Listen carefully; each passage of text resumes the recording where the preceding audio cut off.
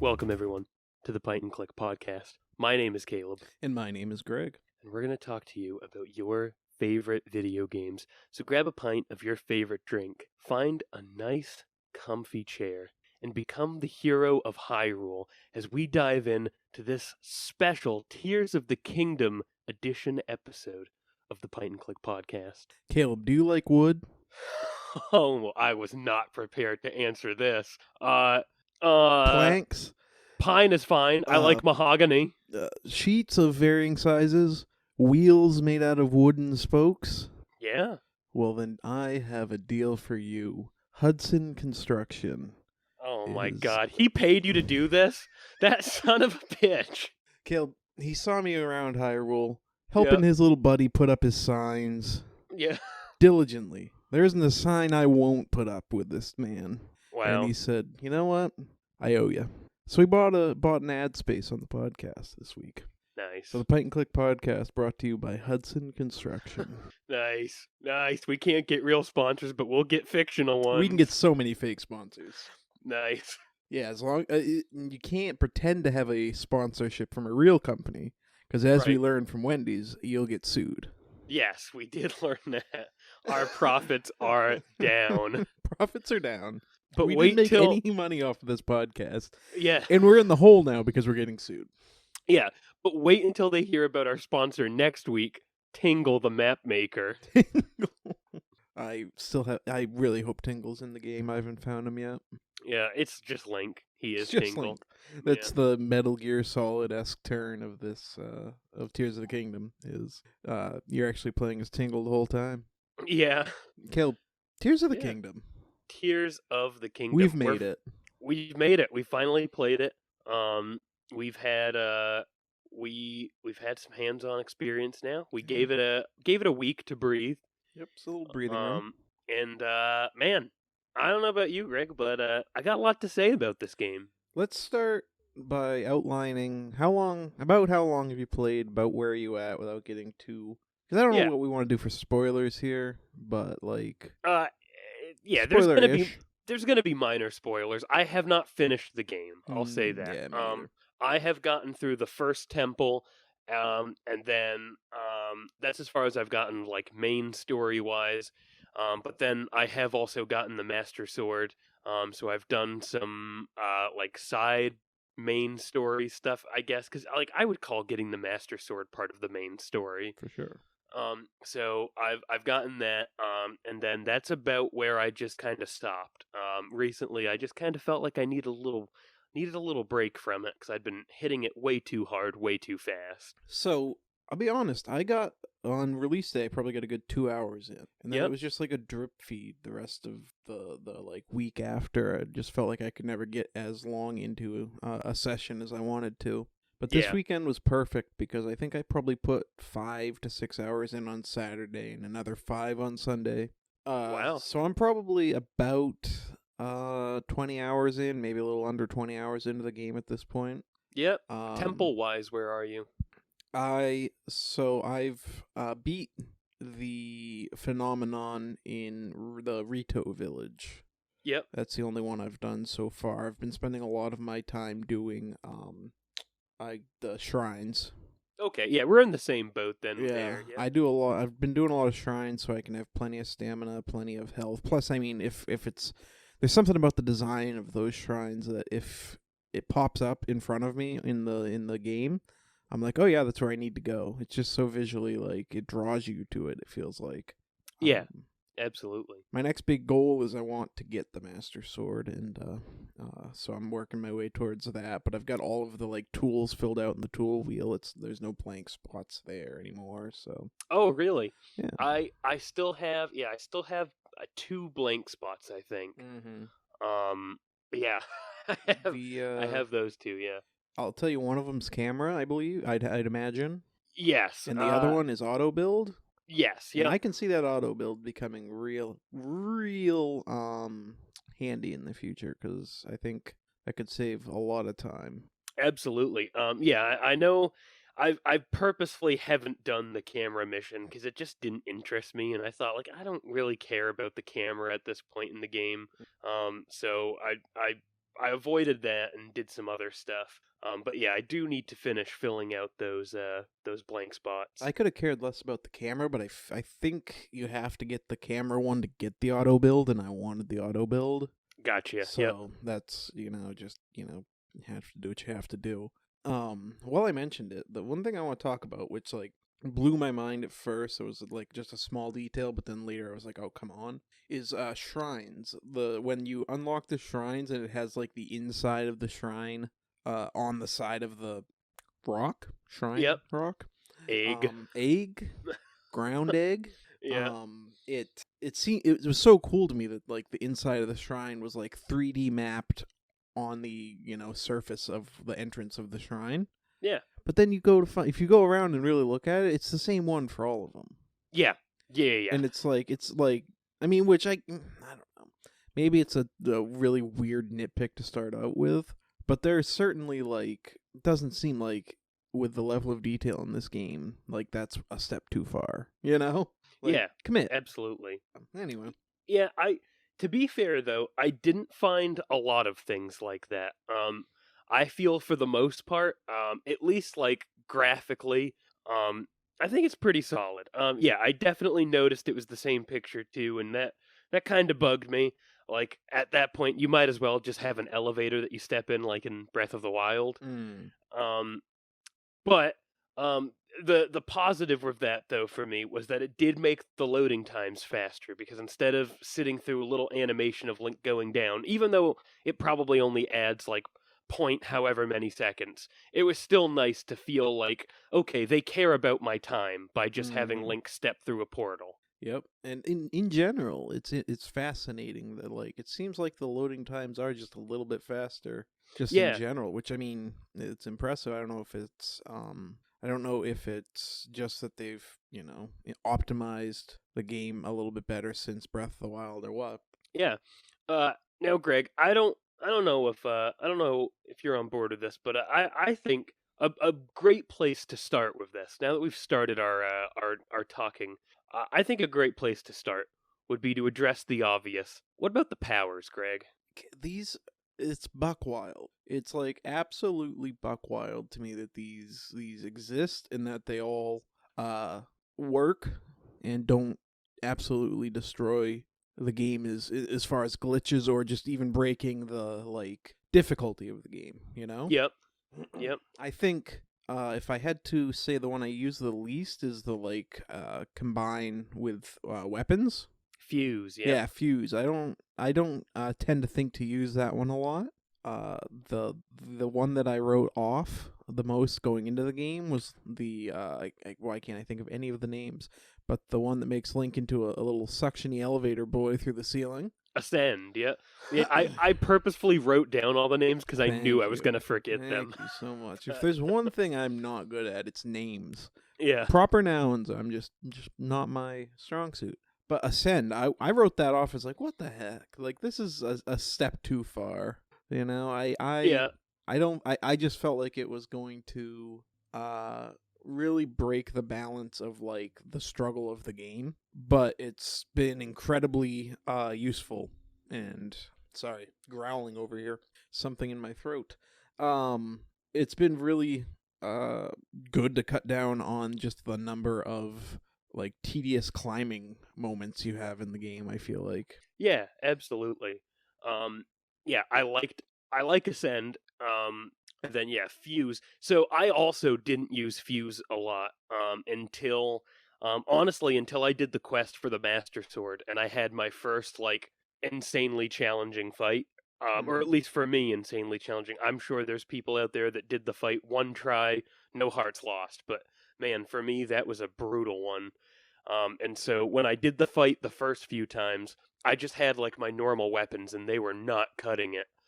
So I've started to use Fuse more and kind of learn. I've been kind of learning how to use it and like what materials. Like right in your inventory. I thought this was a super cool feature. They give you this power, and then right in your inventory, when you go to your like materials section, you can hit sort, and you can sort items by highest fusing power.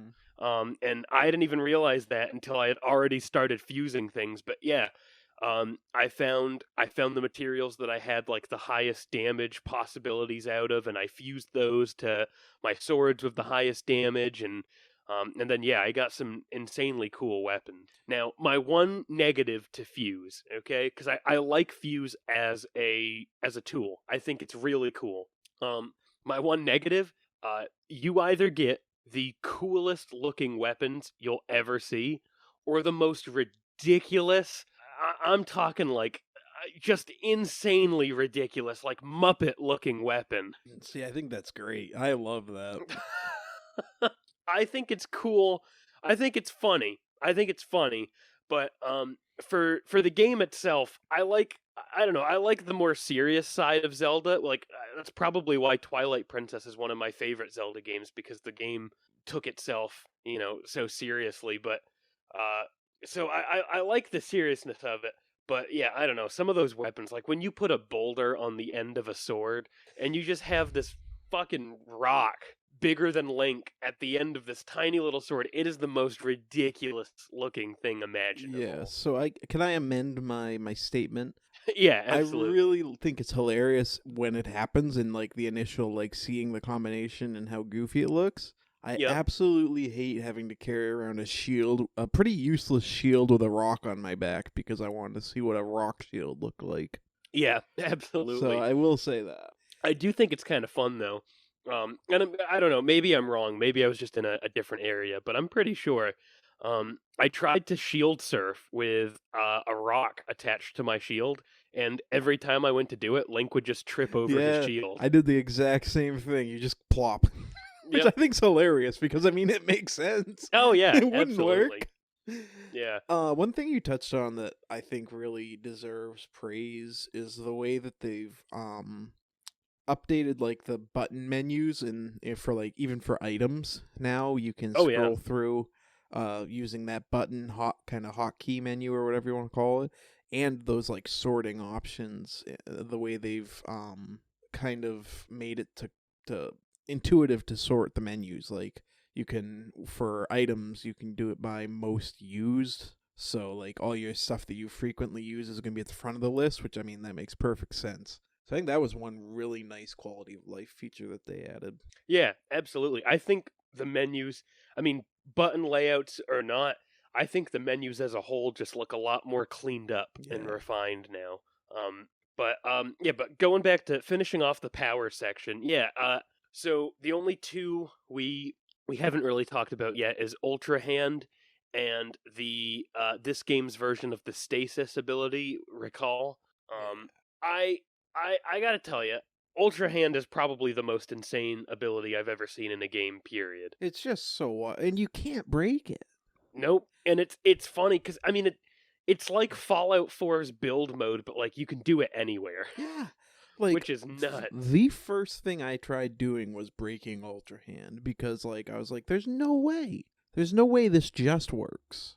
But it does. But it does. And you know Yep. what I used to test my theory on if it would work or not? Huh. I tried to make something called Raft the Long Way. I'm sorry. I tried building a real long raft instead of a wide raft. It was like 12 trees, just end on end, with two sails on each end. Did it raft? It didn't work super well, but it didn't break the game. The frames barely even bogged down. Yep. And for a minute before it went into kind of like log roll mode, it did sail. Yep. So like, I mean, I thought there was no way once I got into the game. I was like, there's no way this just works all the time and doesn't crash. Yep. No, I thought the same thing. I tested it pretty early in the game. I there was that winter spot. I think on like a Sky Island even there was like a little cold winter spot. I went to climb up one of the cliffs over there, and it was like all icy, and Link couldn't climb it. And I don't know why, but my brain immediately thought, "Oh, they want me to cut a bunch of trees and stack them on top of each other and climb the trees." That's all I do with this game. Yep. Like Ultra Hand, it does some crazy stuff, and I think this is where the auto build will be really useful because it'll give you like you get the option to both build things you've previously built, but also it gives you like recipes, for lack of a better term. Interesting. So Okay. I think that'll help kind of break me out of my lack of creative build, I would say. But Yeah. because most of my problem solving is okay, long bridge. How long can I make a bridge to get what I need to do? And I don't think that's a fault of the game or the designers. I think it's a fault of me being just a simpleton, really. Well, it's I think that's the one thing that this game like nails more than I think any Zelda game I've ever seen is like just the creative sorry, I'm putting a lot of emphasis on this. I thought you were going for creativity, and I was like, well, okay. Well, I was trying to I guess what I was going with is the creative freedom. There you go. Is what I was looking for there. Couldn't find it. The But yeah, creative the freedom. creative um Free dome. Sorry, this is yeah, just but broken down into me making fun of you. it's what the podcast is. But no, the creative freedom that the game gives you to just try shit. Not even like cuz you're not always going to succeed in the shit you try, but the fact that you can try it anyways is the most cool to me. Yeah. But I think it also is kind of, as I said, like, even though a lot of my solutions are just big bridge, I think I think it's good that like the game doesn't discourage you from even being that simple if you want to be.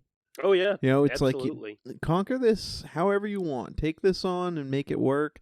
If you get to where you want to get to, we're not going to judge if you did the right or the wrong thing. Yep. And I think that that's kind of an evolution on the what Zelda's always been. I mean, they've always built great puzzles and whatnot, Yeah. but it almost seems like this is really where they in Breath of the Wild was the same way, where you had a lot of freedom in the way you could tackle things. Yeah. But this almost feels like they've really taken a set of tools and said, okay, how do we build puzzles around this tool where there isn't a correct answer? There is just a place we need you to get to before you move on. Yeah, exactly. I think overall I think the Ultra Hand ability is just insane, and they've accomplished something amazing by putting that in this game. And with that being said, let's move into Recall, the final power in Tears of the Kingdom. Uh, I think this power is cool, but I probably use this one the least, especially now that I've gotten into fusing. I just don't touch it much. Recall is the one that feels the most like it's there for solutions that they intended, if that makes any sense. Yeah, and It, I also feel like maybe it's also there in a way of like I don't know, sounds weird to say now, but maybe it's also there in a way of like to assist you, I guess. Like cuz it gives you the power to like let's say you're building something and I don't know, you drop a plank or something and it falls down a little bit of a cliff where you can still reach it with your power, but um you want it to come back to a specific spot. I feel like it's great for that kind of stuff, like right. building mistakes. I have used it for those. Oh, interesting. I haven't even thought of that. Oh yeah, To me, it seems like that power was built in so they could drop those rocks out of the sky and give you like paths up to the sky archipelagos. oh yeah, I yeah, just yeah, committed to the word. I was thinking in my head, I don't know how to pronounce this, so I'm just going to go with it. yeah. Yeah. Archipelago. There we go. My There brain. you I go. just had a momentary stroke. Yeah, no, I absolutely agree. I 100% feel like that's what the power is like intended for. Yeah, But other than that use, I just don't have tons of uses for it. totally. Um, it is still cool. But it brings me to the question: do I prefer that, or do I prefer stasis from Breath of the Wild? Because I feel like I almost found myself using stasis way more. Yeah, I think what'll be real interesting is when we get into in 2029, when we get into the Legend of Zelda Shouts of the Linky Boy, and they have all of the powers from both games combined into one, and just how much that'll break everyone's brain. Yeah, that'd be pretty cool. Mm-hmm. Now, before we move on to powers, I just wanted to do one little thing here. I wanted to go through a quick power comparison with you. Where I just want to talk about some powers from this game and the previous game, and see which you and I both prefer. Okay. So for starters, Greg, do you prefer Ascend or Rivali's Gale? Now, Rivali's Gale was the one that shot you up in the air, right? Yes. Yep. That's interesting. I think if I had to pick one, I think I'd pick Rivali's Gale because it has more versatility. That's 100% what I was gonna pick too. Yeah. I honestly, out of all of the powers from the last game, I miss Rivali's Gale the most. Mm-hmm. There's tons of like ledges and stuff that I've been like, oh, I'll just hold down the jump button and I'll get there lickety split, and then I keep remembering like I don't have that anymore. Mm-hmm. Yeah. Now, my question for you, Caleb, is you said you beat one of the regional phenomena. Yes, I also beat the Rito Village. Yep. So the power you get from that is what I imagine being the direct corollary to Rivali's Gale. Yes, I agree with that, and I even thought about like putting that down while I was doing my little list here. But you know what? Also worse. Yes. Well, and that's the thing. I was trying to think of. I didn't want to put that one down because I know it sounds stupid, but I felt like a horizontal like wind gust is so much different than a vertical one. Yeah. I mean, and so I use it plenty when I want to get from place to place. Don't get me wrong. Oh yeah, no, same.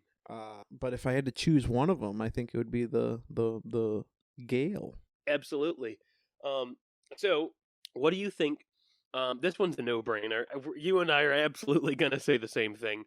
But Greg, for the sake of the question, Ultra Hand or Magnesis?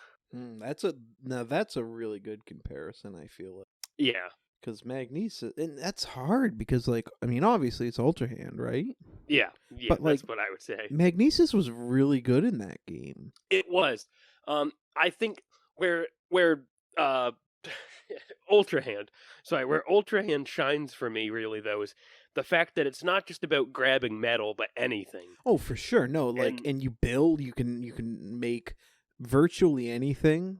Yeah. Like, I don't know if you've seen some of the ridiculous things people have built online. Oh, yes. Yeah. But, like, you can build basically anything. Like, it's funny because, like, the Magnesis was so useful and fun in Breath of the Wild, but man, it just doesn't even swing a stick to Ultra Hand. Yeah. So 2 more here. Mm-hmm. Do you prefer Recall or Stasis? Now, Stasis, here's the thing Stasis had going for it that Recall doesn't. Yep. Is you could do a couple of different things with Stasis. Yeah. You could stop something just in its place and just climb it and do what you need to do, but you could also hit it and have it being sent in a certain direction, or stop a weapon, hit it, and then it flies and does crazy damage to the enemies. Yep. I think that's where Stasis has to take it. Yeah, I feel like Stasis is probably the better of the two. Yeah. I just feel like there's just so much more you can do with it. And like I like Recall. It's a fine ability, but it just I don't know. It doesn't take the cake for me. And then the very last question I have for you, which we haven't talked about this yet. It is in my list of things to talk about, but might as well address it here. I'm gonna start off by telling you, Greg, I prefer the old towers to the new ones. I liked having a platform to stand on. I liked being able to stand on that platform and look around or prepare or do whatever I need to do. And it also provided a little shelter when it was storming out and stuff for you to just kind of place a nice fire down and camp out on a tower. Yeah. So my question for you, Greg, is do you prefer the new shooty towers or do you like the standstill towers? It's tough. I don't necessarily think I have a preference because the climbing ones were annoying in their own ways. Oh yeah. As far as having to get up them to unlock them. Yes, absolutely. But I've also one sticking point I've had with this game is showing up to a one of the new the tower in Tears of the Kingdom, and me being met with like having to do something to unlock it. Yep. That has been equally as frustrating as some of the climbing stuff was for me in Breath of the Wild. Yes, I agree with that 100%. I've actually been getting pretty annoyed at some of the quests. Like I don't know, especially because now that I've played Breath of the Wild, I didn't want to have to start over by discovering the map again. And I was fine with having them, with the game having me do it, but I was hoping it would be easy. I wanted to just go around, get my map all cleared up, and then I could go play the rest of the game. Yeah. Because, like, I already know the map, so I feel like having it uncovered at the beginning of this game doesn't really change a ton, but it changed a ton in the sense of, like, I could more easily figure out where I am instead of just seeing, like, the black, little numbers and stuff. But, yeah, I've been getting pretty annoyed at those quests, and, like, I mean, I'm 99% sure that I've let out audible sighs when I find a tower with a locked door or something. Yeah. But yeah, for me, I just liked having those platforms, and to even like go further with this, I don't even necessarily think that these new towers are awful. I'm fine with the way that they shoot you up and stuff, but um, part of me just wishes that like have the same kind of elevator thing where you step in at the bottom and then take me up. But man, I'd really like it if there was just some kind of platform you could stand on from up there instead of just getting shot into the air. Which I know that that's kind of the whole point of this new Zelda game is like being in the air and getting to the islands and stuff. But yeah, I don't know. I think a solid platform would just make me a little bit happier to see. Yeah. Now, Kill, let me ask you. Yeah. Would you keep Fuse, or would you trade it for either Cryosis or the remote bomb from Breath of the I think so. Okay, so if you're giving me the option to get rid of Fuse as a whole and take something else, I don't.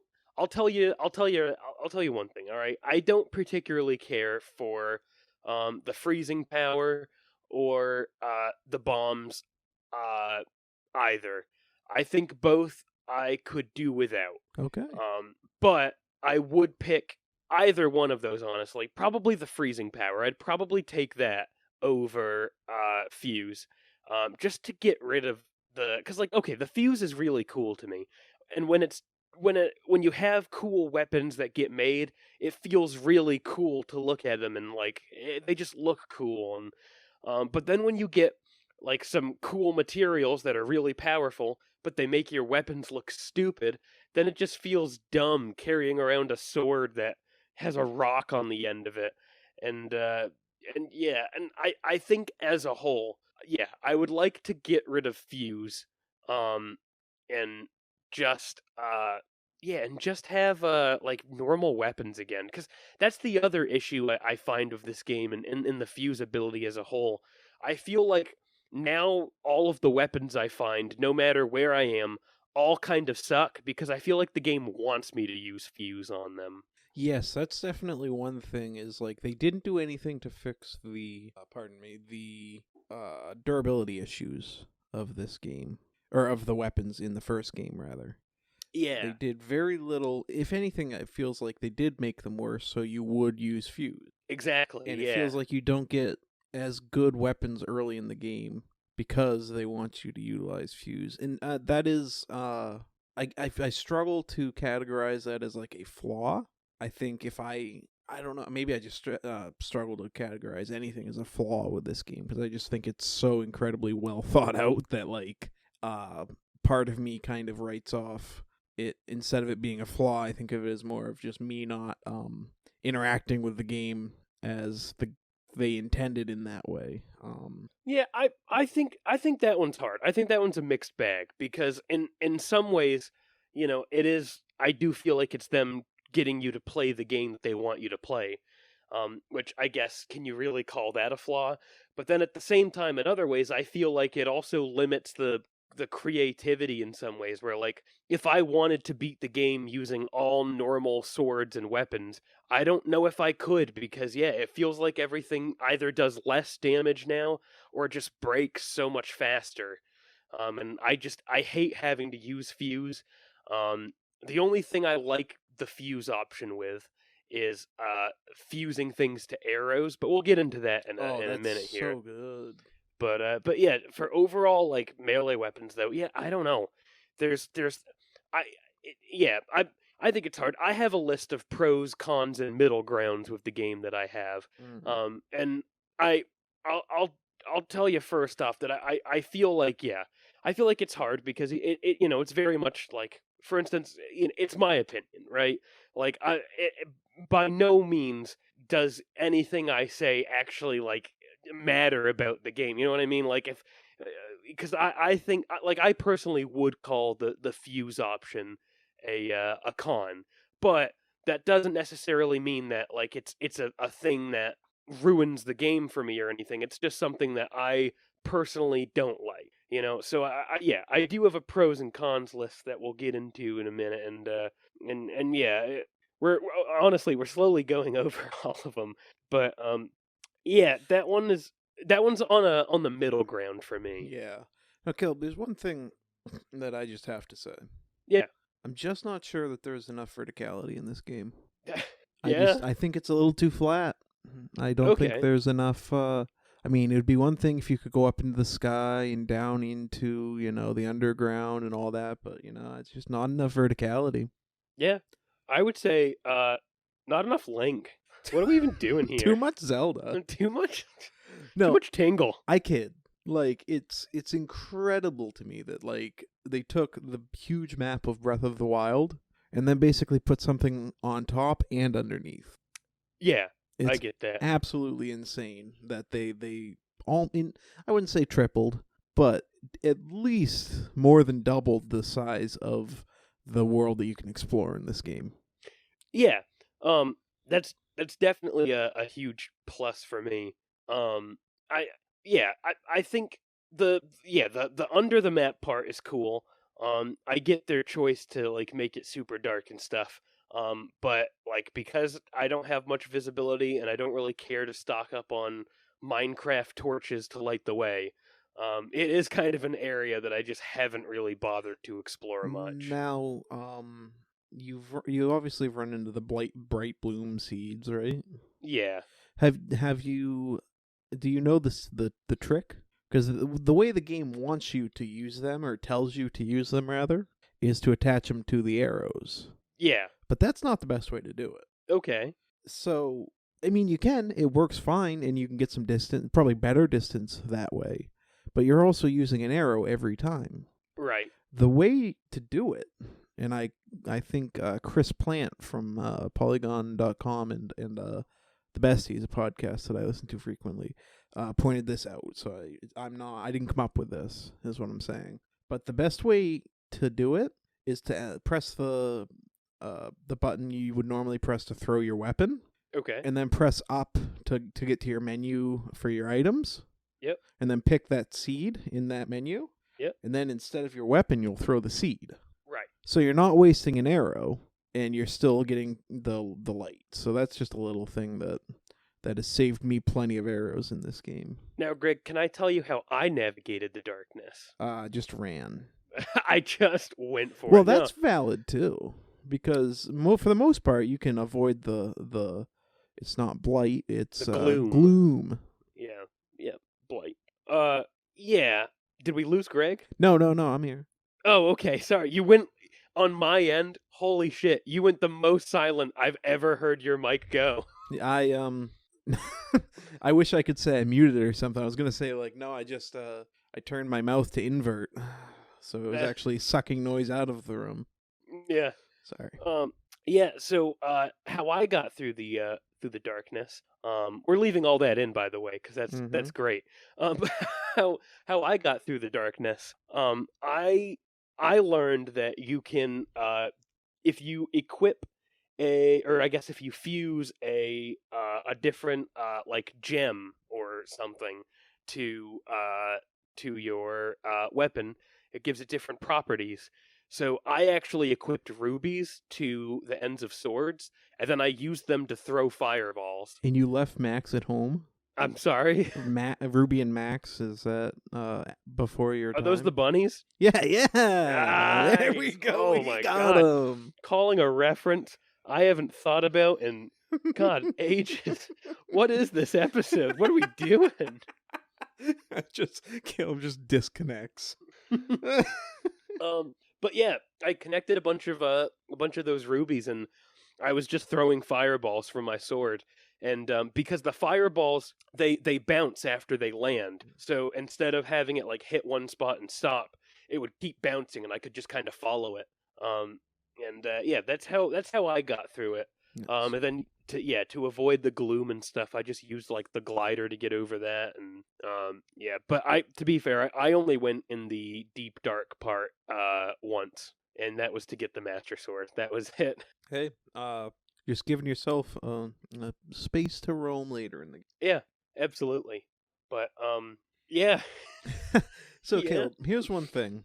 Yeah. This game has made me aware of my true calling in life. Is it a carpenter? It's standing those signs for my boy Hudson. Yeah. I love it. I did a lot of them, and then it got just so like it got to a point where I would travel, and like when you see a friend in Walmart, or not a friend, but when you see somebody you know in Walmart or something, You don't and really want to make Yeah, eye so contact. so you like go into a different aisle and wait for them to leave or something. I I did that so much with the sign man. Every time I saw him, I was like, I'll take a different road. It's fine. Which is funny because you don't have to. You don't have to avoid him. Yeah, He no, doesn't it's like just suck you in. right. Yeah, no, I just go around him. But yeah, I just it got to a point, man, where like on the way to one of the villages, I don't know which one.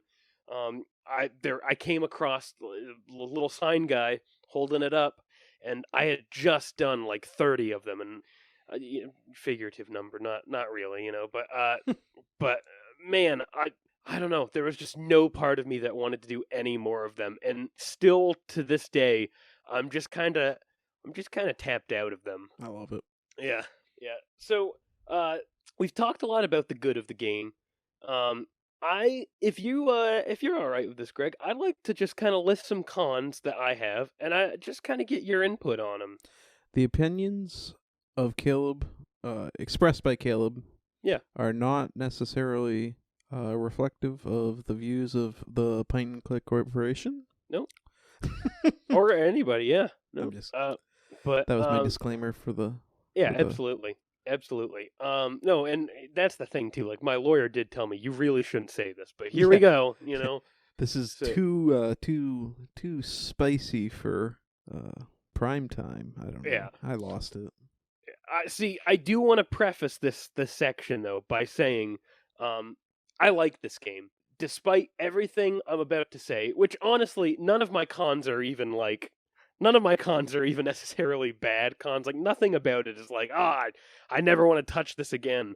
But yeah, to preface all this, I enjoy this game. I do think that this is a very well done sequel to Breath of the Wild. It is everything I expected it to be. Not necessarily everything I wanted it to be, but definitely everything I thought it would be. Which is not a bad thing at all. It is in a literal sense, it is Breath of the Wild 2, So to start with this, I want to say at first I thought that okay, maybe the game was just a little more difficult than I remember it being. Because when I first started playing this, I was getting my ass handed to me by everything. And I don't necessarily agree with this con anymore. I don't think that the game is more difficult. I think I just needed to get back into the swing of Breath of the Wild. Well, and also there is the whole power creep of the game. Like you start off with so few hearts and weak weapons, and then you get stronger and get more hearts and get better weapons. So I think like that plays a role in it as well. That's just the nature absolutely. of Zelda. Absolutely. Yeah, and so as I've gone on, I feel like I've gotten a lot better at it, and it's become an easier journey for me. So one of the things I was kind of hoping, I was hoping that the story would take place a little further ahead in time than it did. Not necessarily with like a new Link or something. I'm glad it's a sequel to Breath of the Wild. But I was kind of hoping that we'd get to see the Breath of the Wild map with a little more life in it, I guess. Like like Castletown and stuff is all destroyed, right? And it was that way in Breath of the Wild, the first one, and now in Tears of the Kingdom. Um, Now there's the lookout, that little like outpost that you spend time and kind of acts like your first town, I guess, in a way. Um, but in the grand scheme of things, it is kind of an outpost. It is a little fort, and that's cool. But I was kind of hoping I'd get to see a little more, especially because so many of these locations are locations from other Zelda games. Like, um, I mean, this whole map, there's a good chunk of this map that can be, recreated, not by no means perfectly, but recreated pretty well in Ocarina of Time. And like I would just love to see Castletown rebuilt, or even in the stages of being rebuilt. And I was a little disappointed we didn't get to see that, because I just think anything like that would have been cool, and especially they could have included things from Ocarina of Time that were in Castletown, like not necessarily with the same NPCs, but like, what about the Happy Mask shop from Ocarina of Time? That is l- quite literally a clothing store being a mask shop. So like that would have been an amazing place to go to get like outfits and even masks or something. Um, but yeah, I do wish it was a little further ahead in time than where it is. It Once again, not anything that I think is like the worst. Um, but how do you feel about that, Greg? I am kind of indifferent, honestly.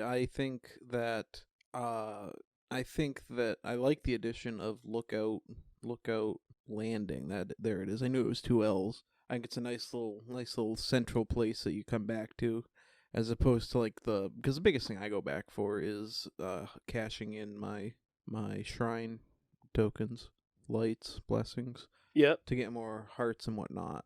So it's kind of cool to go somewhere where there are people to talk to, for that, instead of just going to a old broke down church. But Yeah, absolutely. no, I like the additions that they've made, and the way they've made some little changes on the Breath of the Wild map. Yeah.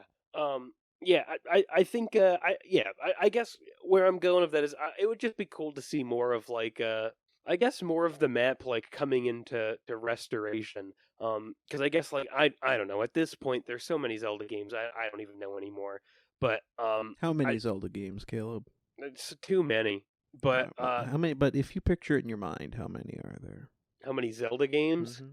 Oh, is this trivia now? Is it trivia time? Mm-hmm. Um, I don't know, man. There's got to be a ton. What there's I can't sit here and count all of the games. It's not gonna be fun. Well, don't count them. Just guess. Just what does your heart feel? I feel like there's got to be at least 15 different Zelda games. Nice. Probably a little more than that. If I'm taking a guess, but I gotta say probably at least 15, because you got all the ones in the main line. Then you have all of like the little offshoot Zelda games, and I don't know what we're counting here for Zelda games, Zelda games. but okay, okay. Mm-hmm. But anyways, yeah. So it would have just been nice for me, I guess. And this is once again, like, this is just my little personal gripe that like has nothing to do with the story or anything, like, uh, such a small thing, which is why once again, like, not a game breaking thing for me or anything, but like, yeah. No, it would have been cool to see some locations I'm familiar with come back to life or something, and Some callbacks. yeah.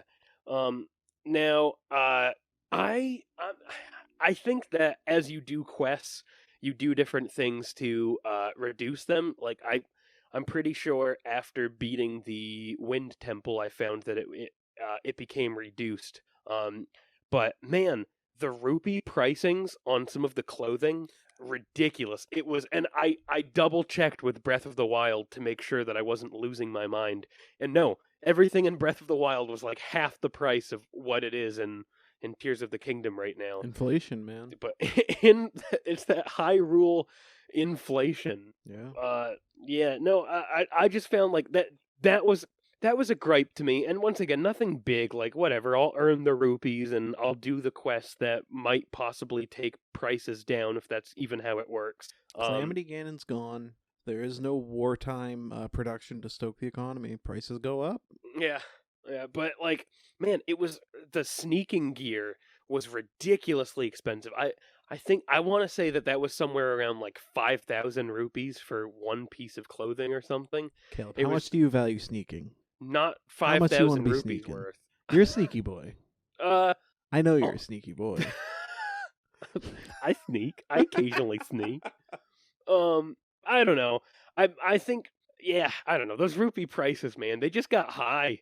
And so that was just yeah, a small problem I've had. No, I agree with that one for sure. I went to go get some either heat resistant or cold resistant gear early in the game because I wanted to go do one of the two northern phenomena, Yeah. and I was just like, okay, that's 4 times what I have in rupees. Yep.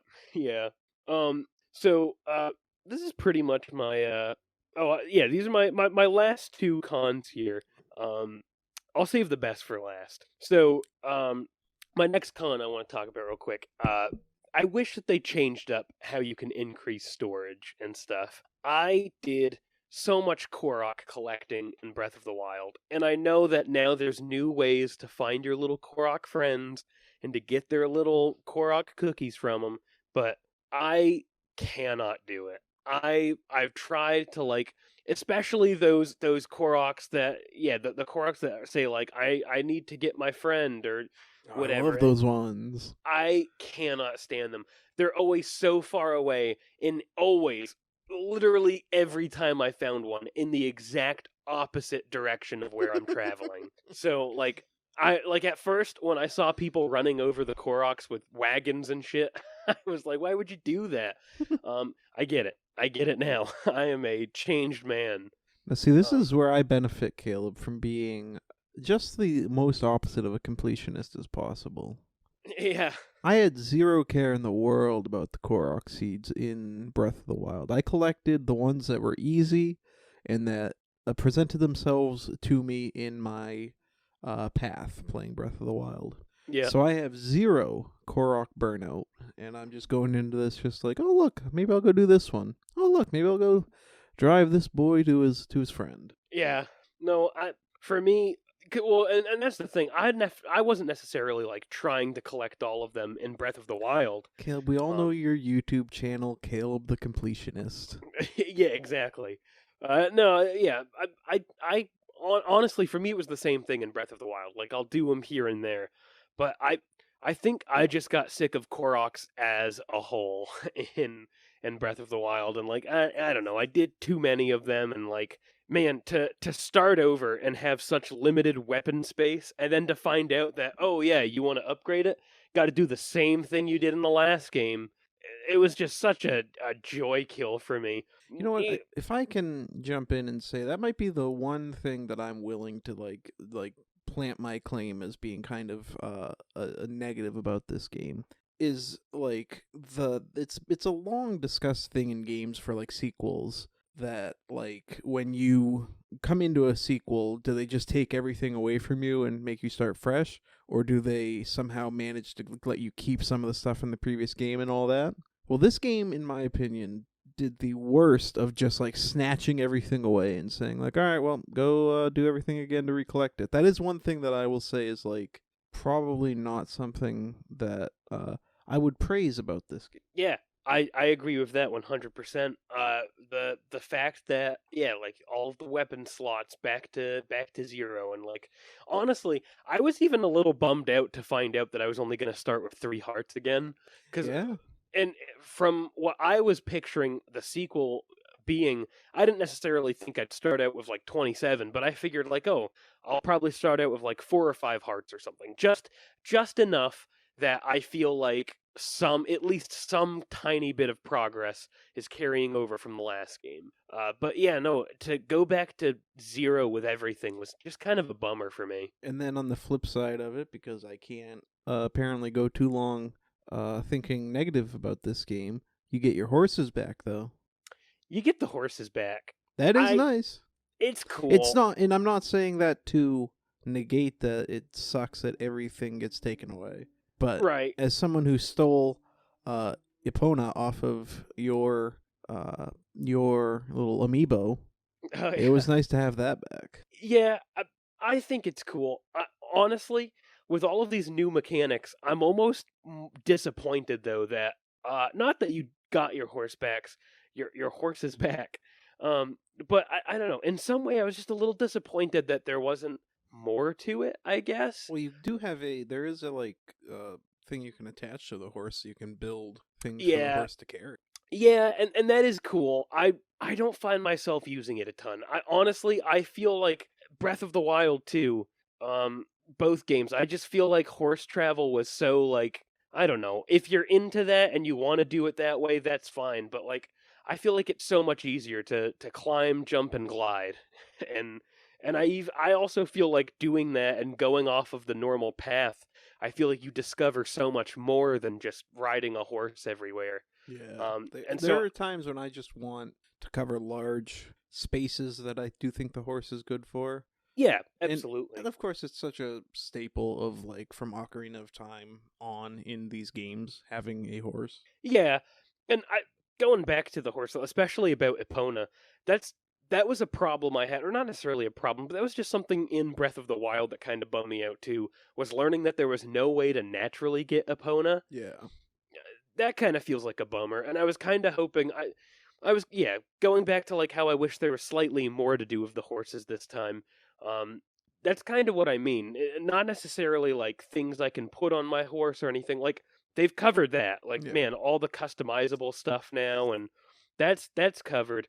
But I guess I'm thinking more like quests or like um, not even just quests, but like yeah, things more related to like getting a Epona even. It would be so cool if there was a story reason why like all of a sudden now you needed Epona and Epona specifically. Like just like getting the Master Sword, like it's going to be the same as every other sword available to you, you know, like Epona's going to be the same horse as every other horse, but to give it at least something special or like maybe Epona has way more stamina or something, and like I don't know, I just think something like that would have been cool to see with the horses because I agree that it is such a huge staple in the Zelda series. It just feels sad that like A, there's no Epona to get in the first place unless you use an amiibo, and B, there's really no reason to get Epona or anything. But yeah, and then yeah, the very last thing I wanted to talk about, Greg, I I have to tell you something. The champion's tunic, it's pretty cool. They gave him some cool little leather armor, but they also gave him a black fucking turtleneck. Why, Oh, Greg? he's Steve Jobs. Why did Link need a black turtleneck? I hate it. He's I gonna hate it so create much. Macintosh. I've heard so many people talk about how like, oh, this is my favorite new Zelda outfit. And I so badly want to be part of that, but every time I see it, I just see the black turtleneck and I can't do it. Caleb, It he's a ruins cold it so boy. much. His No. circulation isn't as what it used to be. He can put on his Rito trousers for all I care. All right. Don't give him a turtleneck. Don't ruin the one cool blue tunic that was such a different champion thing to the normal like green tunic. Oh man, that black turtleneck, man. Well, you know what, Caleb? Yeah. We can't all be fashion sensitive. I think you make that abundantly clear. Yeah. Greg, before we continue on, can I ask Greg, are you sipping something? I do have myself a nice little beverage. Greg, why don't we take this moment to do a little refreshment roundup here? Okay, can I? Since the last time we've done it, I've planned a little theme song. Oh, Okay. perfect. Yep. Refreshment roundup. Okay. Did you like it? Yeah, that was it. Oh, Caleb. Caleb, you know I'm not a natural singer, so please don't mock me. Yeah, that was our roundup. We've rounded up a song. Caleb, what are you rounding up today? Today, Greg, I am drinking. As we've discussed, I recently had a 21st birthday, and I am very happy to finally be a part of the refreshment roundups. So today, Greg, I am drinking a Jack Daniel's Country Cocktail, watermelon punch flavored. Wow. Are you sufficiently country cocktailed? I am. I'm country cocktailed. Okay. I must say I am country cocktailed. Mm-hmm. Describe the watermelon flavor to me, Caleb. How is it? How does it hitting the palate? Let me take a sip. Little vamp while he takes his crucial sip for the roundup. I tell you what, it tastes like watermelon. Oh my gosh! It is a watermelon.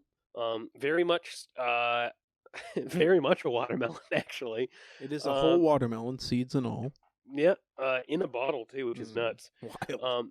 But it manages to have a little punch. A little punch. Oh, that's where the punch comes No, in. it's All got right. watermelon and punch. But it's got a little punch of alcohol. And I tell you what, it is a very delightful drink. Okay. These come in a multitude of flavors. I have had both the peach and the watermelon. And I have to say, out of the two, I think the peach might be my favorite, but the watermelon is a close second.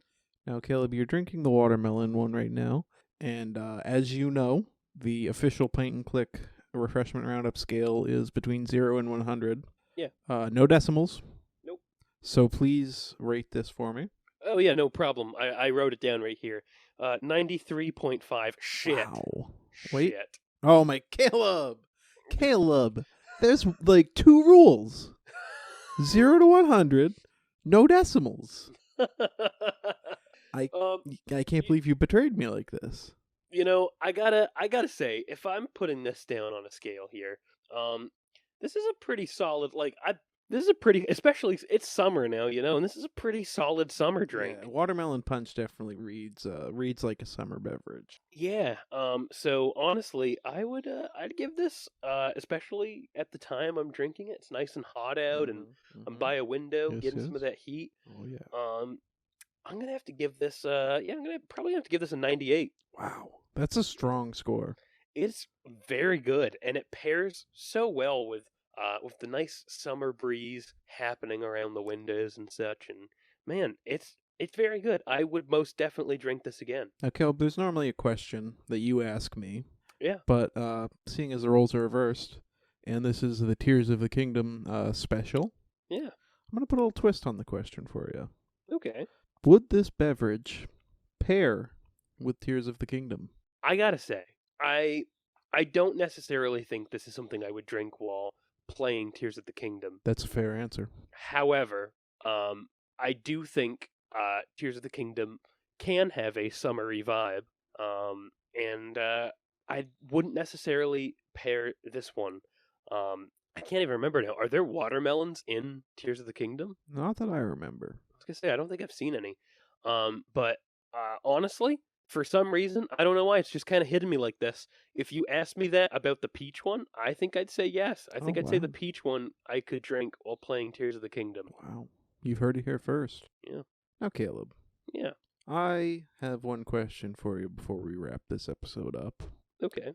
And my question is... Yeah. Do you think that The Legend of Zelda, Tears of the Kingdom, is the best, direct video game sequel of all time? That's actually a really tough one. And because and can I clarify a little bit before? Yeah. We could count, any game in the Zelda series as a sequel, but most of them are much like the Final Fantasy games, kind of self-contained stories in their own way. Right. I think Metal Gear Solid is another example of sure, those are numbered sequels, but they don't really have much in common. Right.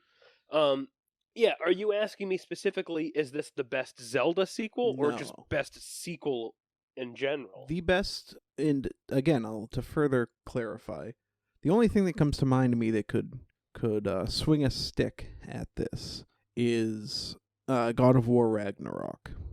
Okay. Because I think that game takes a foundation from the first God of War in 2018, the first of that Norse God of War, and it takes such a refined game and then builds on it and makes it something even more grand.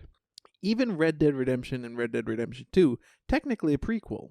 That is true. That is true. It is a prequel. So, I gotta say, I still think no, though, and not to draw out this ending here, but I don't know. I think Breath of the Wild is really good, and it definitely expands upon a lot of things.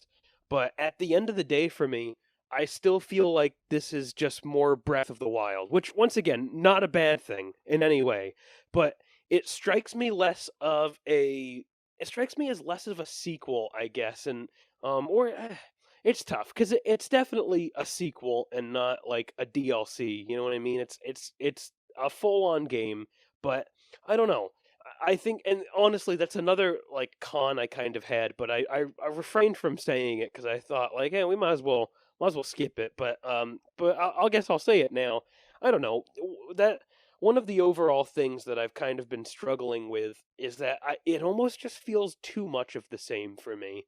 And once again, I think Breath of the Wild is my favorite Zelda game of these newer Zeldas. Now I would probably switch it over to Tears of the Kingdom for well, honestly, I don't know if I would, um, because I do enjoy Ultra Hand a lot. But like as we talked about, there's still a lot of powers from Breath of the Wild that I love and miss, and I think Breath of the Wild was really cool for what it was, and Tears of the Kingdom is definitely a cool sequel. But like I said, I mentioned this in our last episode when I gave a little teaser. I don't think I could call it a 10 out of 10 game for me. Because if Breath of the Wild is going to be called 10 out of 10, I just don't necessarily know that it's fair to myself to call this a 10 out of 10. Because it's so much Breath of the Wild, but also in a way almost too much like Breath of the Wild, and not too much has changed, I guess. So yeah, I guess that's my little spiel for you.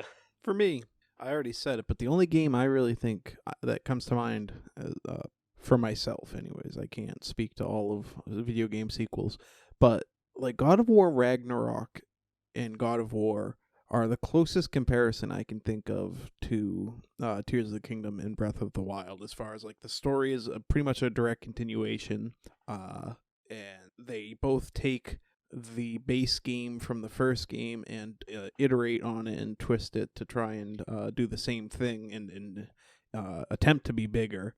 So, but it's really a toss-up for me as to which of those sequels is better. Can I offer you some other games? No. Oh, okay. Just kidding. Go ahead. That's the show. No.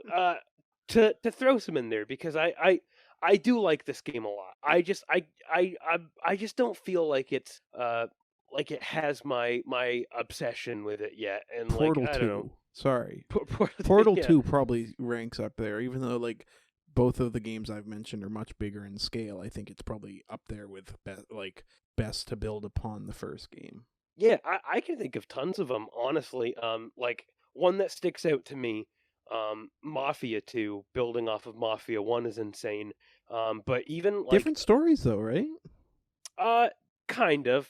Like It's a continuation of the it's a new story, but it involves some older characters, and there's kind of a continuation of a plot at some point, and yeah. But what about even like, because I don't know, because I guess where Breath of the Wild and Tears of the Kingdom shines in like a continuation, you could also kind of call it the same thing as like Oblivion and Skyrim, though, where like you're still in the same realm of like I mean Skyrim is a different place than Cyrodiil, right? But like in Skyrim, the game does take place after the Oblivion Crisis, and then you still have like all of the same races and such, and it is a new story, but it is a continuation of that like world, I guess.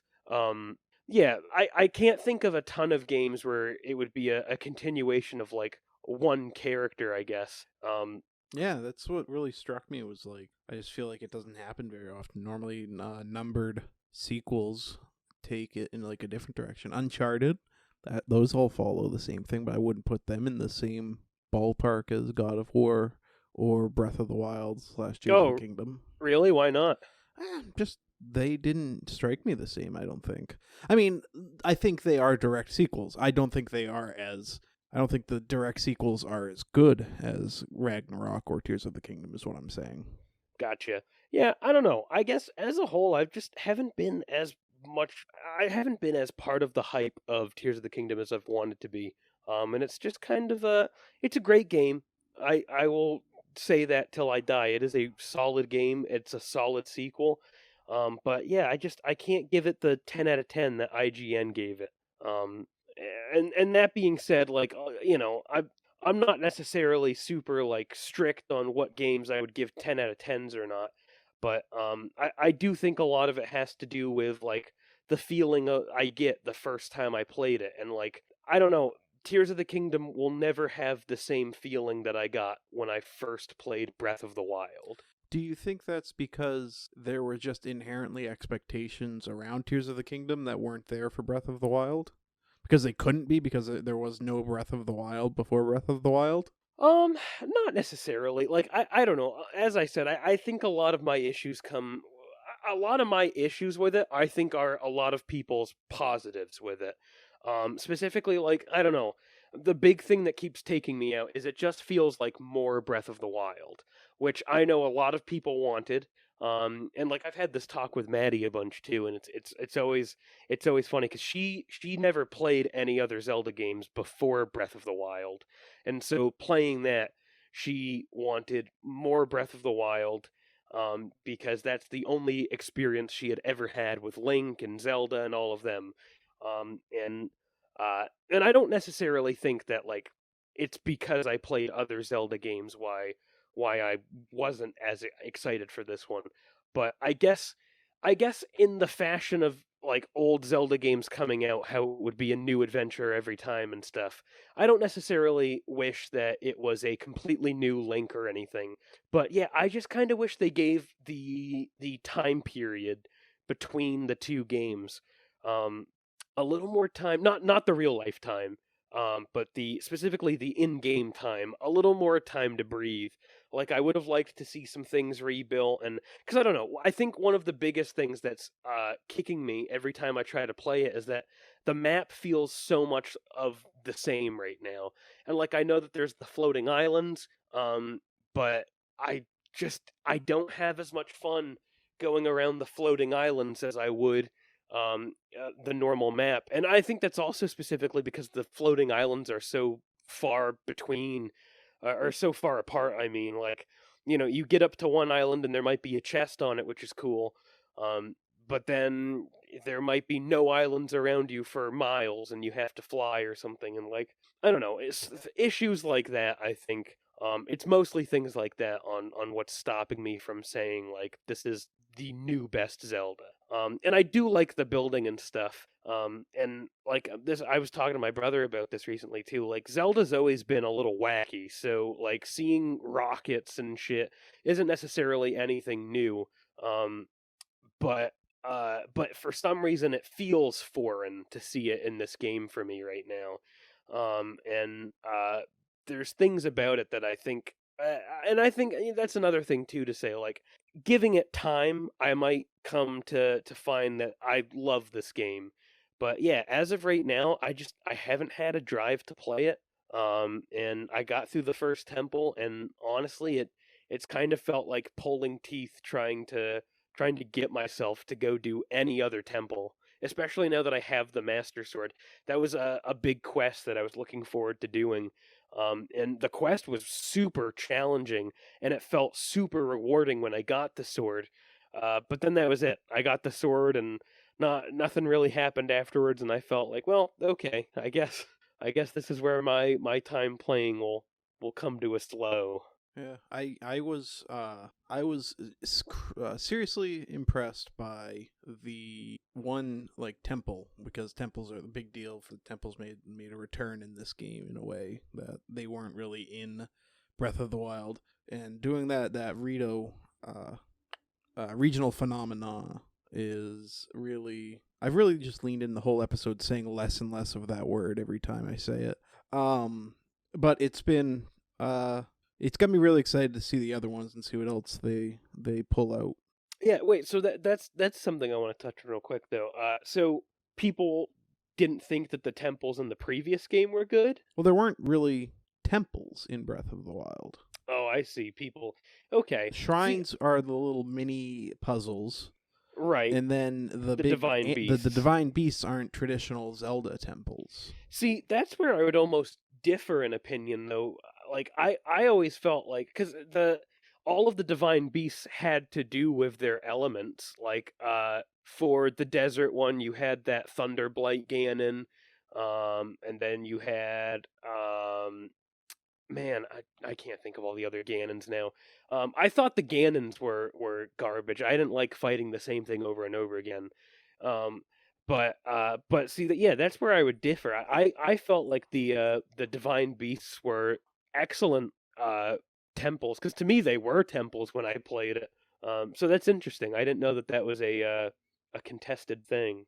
But anyway, Caleb, I feel like at this point we might have like a 2 or 3 month revisit of Tears of the Kingdom, because I mean, there's plenty of time to be spent in this game for both of us ahead of us, I feel like, and it might be interesting to come back and circle back on it once we've had either enough time to complete it or get however numerous dozens or hundreds of hours in that we're both gonna get.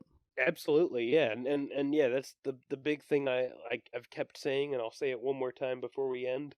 Yeah, no, despite everything I've said, once again, I don't at all feel like Tears of the Kingdom is a bad game, and I will definitely continue to play it.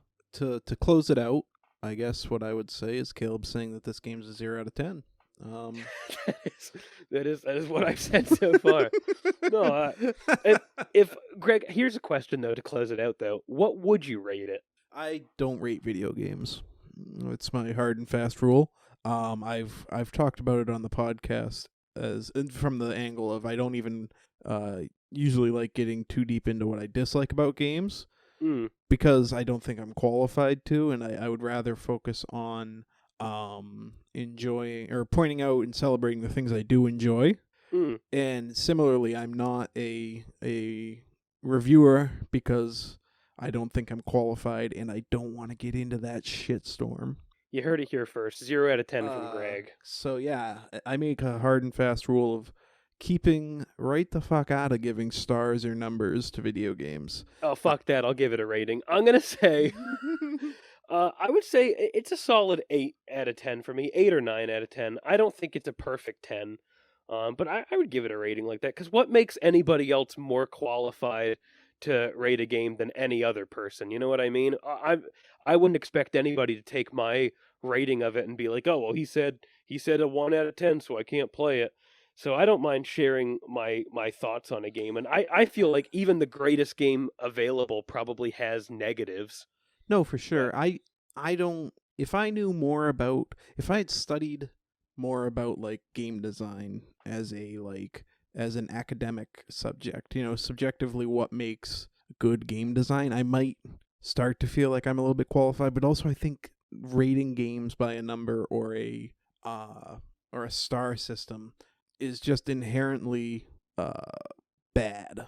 Inherently not bad, not like fair. Evil, but I just think it puts too much value on boiling it down to a number that people then see online and either get up in arms about or take it too seriously. So I'd rather talk about the games and just let what I said over the course of 80 minutes be like the my stamp on what I think of a game. So that's just that's a pretty good way to look at it. I think that with like that's one of the reasons why I love like game ranks before you buys, because it's not a rating necessarily, just some dude giving his opinion. Yeah. And but all that to say, like, I will look at Metacritic scores and I will absolutely kind of take those as a point of information. Right. But I don't trust other people to hear me say that Tears of the Kingdom is a blank out of blank and take that as just a piece of the puzzle, a piece of the information about the game. Right. Right. So that's where I'm at. Yeah. Well, you heard it here, folks. We will not be doing any ratings except for how many croissants they deserve. The game design, the like developers deserve. The team Yeah. that made the game. How many Yeah. croissants do they all deserve? I'd say a basket. I was gonna say 3 each. Yeah. All right. Well, I think it's time we wrap this up. This has gone on too long. Yeah. I feel like every week we keep having our longest episode. Yeah. But Caleb, So it's just because I like spending time with you. well, there you go. Mhm. Lessons learned. Nice little warm send off for the podcast. Yeah. So thank you all for listening, and make sure you tune in next week to the Pint and Click podcast. If you have friends, show them this podcast. Share that. Oh yeah, man, we completely forgot to do our share bit. It's fine. This episode's so long. Don't share this one. It's too long. Tell us your thoughts. Tell them about a shorter episode of ours. Goodbye. Goodbye.